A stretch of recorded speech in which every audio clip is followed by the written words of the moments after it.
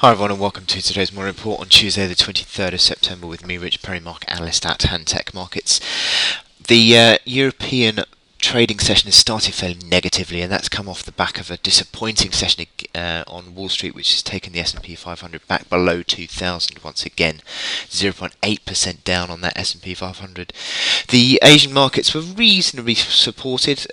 The Chinese flash PMI data for manufacturing came in slightly ahead of expectations, which allowed the Asian markets to find a little bit of support, but the Europeans have followed the Wall Street markets lower, and also not helped by continued deterioration in the German flash manufacturing PMI, which has dropped to 50.3, worse than expected, and continues to fall away throughout 2014. So that German economy is still looks like it's in deterioration mode. The forex markets are actually, they had been earlier fairly much against the dollar, but the dollar is making a bit of a recovery in the last hour or so. But still, the dollar is just slightly corrective in the forex today. And the commodity currencies are reasonably strong after that Chinese data, and also the euro has found a little bit of support. But the yen is the biggest mover against the dollar today, strengthening. And it looks like there's a little bit of a correction in that dollar-yen chart, and I'll talk about that in a bit as well. In terms of going forward today, there's not a huge amount of data now.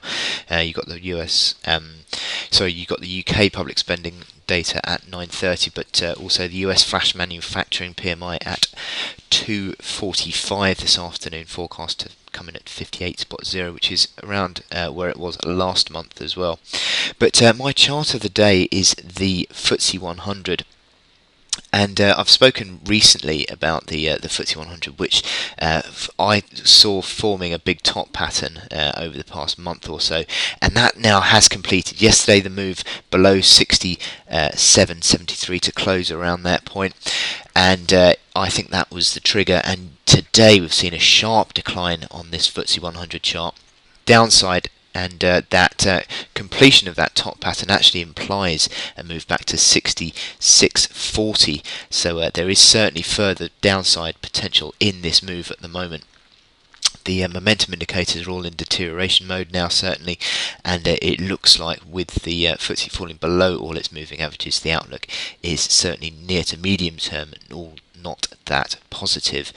On the intraday chart, you will see that you've got this top pattern in place, a head and shoulders top I'd call it, but it's not all that perfect, but certainly the deterioration can be seen there. In terms of supports, you'd probably be, there are several supports throughout this trend higher that we had throughout August, but the next one is probably around about that 66.85 mark, but then you'll probably be back towards that 66.40 area, which is around about the another old support as well. So interesting that the FTSE is now under pressure once again, now that the Scottish independence vote has been resolved.